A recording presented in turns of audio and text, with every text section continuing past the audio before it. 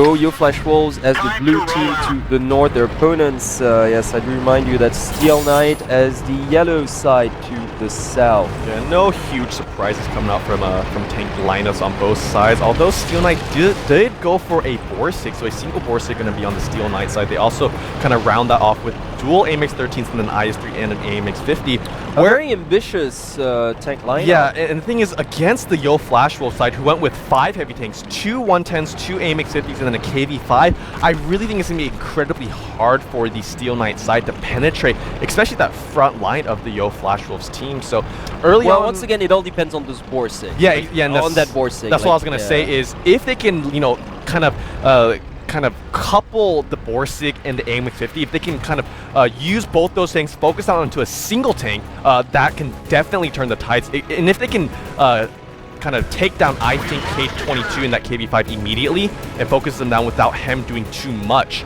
then I think they should be fine. And Slinter, with an excellent bit of scouting, he pretty much like just got eyes on everyone. Yeah, and made it out with towards, no towards the damage. field. So right now, well, you know, that push towards the at least the field area has been completely compromised on the Wolf side. So job well done. Yeah.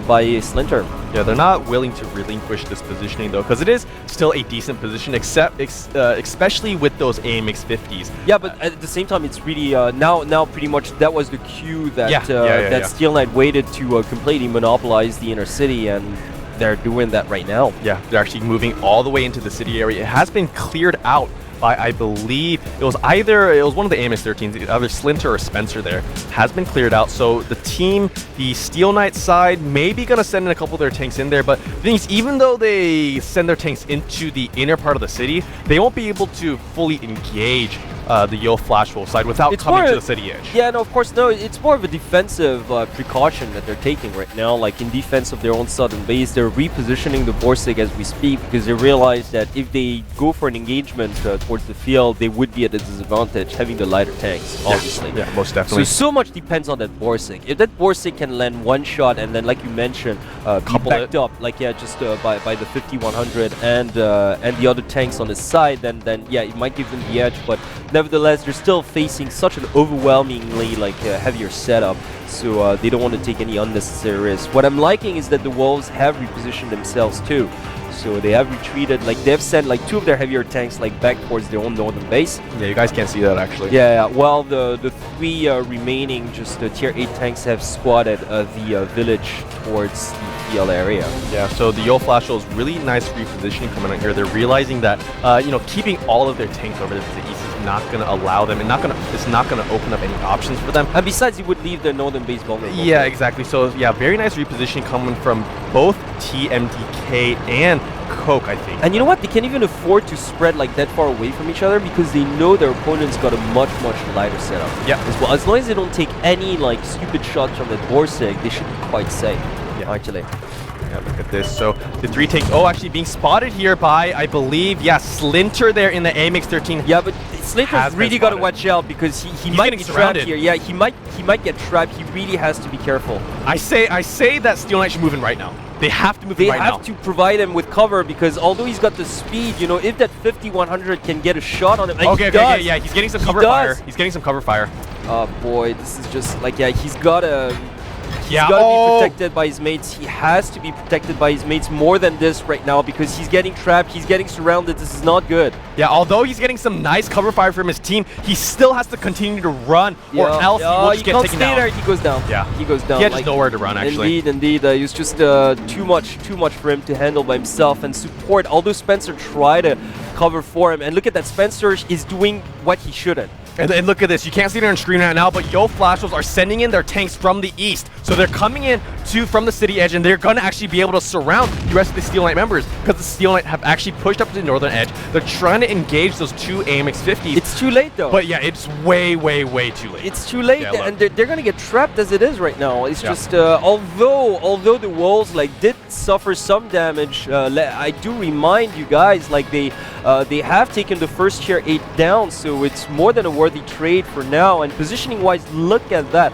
All the Steel Knight members are just trapped. clustered towards the plaza area, so there's not really much that Yo Flash Wolves have to do except to hold on tight to their own position right now. Look at the Yo Flash Wolves positioning right now. Every single exit point from the current positioning of Steel Knight, yes, is completely covered. They cannot afford to move anywhere on the map without getting taking shot. damage. Yeah, without getting shot. I agree, and this is brilliantly done by the Wolves. And meanwhile, while the healthy tanks came from the east and are just holding the main forces at bay, it's going to give time for the northern tanks to actually reorganize, regroup, and launch their own offensive. And even reload. Exactly, so this is not looking good at all. And meanwhile, they can even afford to send that last fifth tank all the way down south as well. So this is just a brilliant surrounding and they maneuver. actually repositioned their tanks here. They sent, I think, in this KB5 to the north. They sent their damaged AMX-50 down to support the other tank on the eastern kind of city edge area. Which provides the best cover. Exactly, so they kind of balanced out the health distribution on their team, and it's allowing them to continue to put pressure on this push. I love what they're doing. And they're gonna start the southern base capture as well.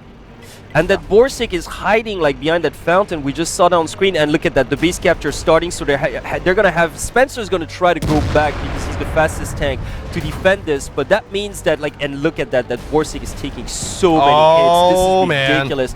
He's gonna have to try to go out there, and a huge shot landing, on I think, but still, is that gonna be enough? I don't think he's about to get taken out here with one more shot. I hardly. They trade for coke. So the Borsig getting traded for coke on the AMX-50. However, so much damage. Actually, they might get another one. Oh, and another one. So they take down 2 tanks back to back. Both TMDK and I think in those KB5 and AMX-50 respectively all gone down. So actually, a 9 tier point advantage now in favor of Steel Knight. I was not expecting this. I wasn't expecting that either. It's just, but at the same time, those 110s are so healthy. Yeah. They can still turn this around if they're careful, if they're very careful. Yeah, most definitely. So as long as they focus down the right targets right now. Oh, and a nice shot being bounced off by Moving Castle here. That is definitely... Arten's going to go down. Yeah. Arten's going to go down. That is going to be crucial because that single shot bouncing off his hull means that he's going to be able to survive for that one more extra shot. Yeah, and quite wisely so, their T1 is being kept intact, alive all the way up to the north. So it's all tied up now, and look at that, those 110s are still very healthy. Yeah, and about 2.5 minutes remaining right now, only an AMX-50 and an AMX-13. And they're both very low. Yeah, look at this, Spencer down to 180 health about. Yeah, and although, Star ET here just has that, it's game over. I'm sorry, but it's game over. Yeah. That 5100, even though he's fully reloaded, only has 70 health points. That's just not nearly enough. Yeah, look at this Moving Castle trying to move in here to try and finish off Star ET. Oh! Student both Spencer and Star ET are right there. So this is going to be over because Moving Castle and both Tanaka should have no problem in surrounding and finishing off Spencer. Yeah, and Spencer is just, there's nothing he can do. So, although it did look like, Steel Knight might have the advantage, they had to suffer too much damage in the first place. Yeah, you can't come back from that. And besides, they had the lighter setup from the get-go, pretty much. As soon as they lost that Borsig, it was just, the odds were completely leveled up. Yeah, base capture, though, being started by at least one of the T1s on the Steel Knight side. They had all the time of the world to get back there. Unless, actually had both the T1s started the base capture while both Tanaka and Moving Castle. They couldn't because Studio Nyaya was left upstairs, so the T1 first had to be taken care of. That's why it was very smart from the Wolves not to, send recklessly their T1 down south to try to capture their base. Because they knew that the 110s were still healthy enough to deal with the remaining, just tier 8 forces on the Steel Knight side. So quite wisely, they had left Studio Nyaya to guard the northern base.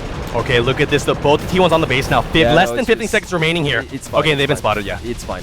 Oh, a little bit of unlucky maneuvering coming out from Nestor there. If he had just stayed kind of behind that building, he would still have had... I think maybe. We have seen situations like this gone to the team capturing the base because, when you have two tanks on the base capture, it goes up exponentially fast.